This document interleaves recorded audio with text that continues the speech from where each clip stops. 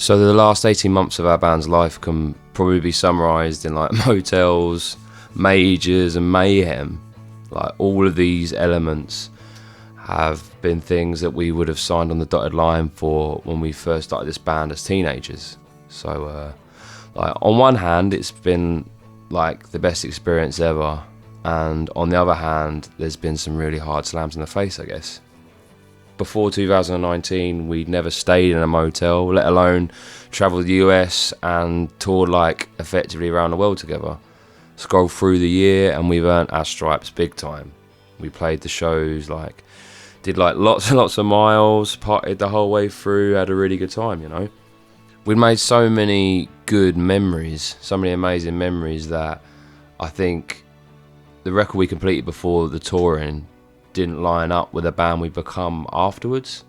So, you know, went back into the studio to breathe some newfound life into our second album. And this obviously extended the delay of the album, which is now going to be called Split in Two.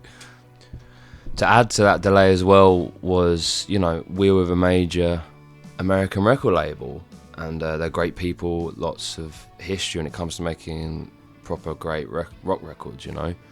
Unfortunately, for a number of reasons, we couldn't keep that communication and that relationship together. You know, we had some management struggles, a lot of US touring, and timing issues caused a lot of the relationships and the deal to break down, and not by any part of any individual involved, it just the way it was.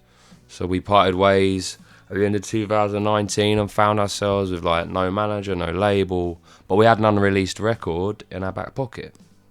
So fast forward to the start of 2020, and all this like mayhem had definitely ripped a large hole in our group morale. I mean, after all, we spent all of our adult lives sort of touring, recording and scrambling up the music industry ladder, you know, snakes and ladders that is the music industry. And we met up as a group after Christmas and came to one decision, which was just to keep burning as hot as we can until we just crash out. You know, we love what we do, and our publishers and our previous label, So Recordings, agreed to help put the second album into the universe, which we are very much indebted to them for. You know, they're good people, so it sort of feels like we've returned home all grown up.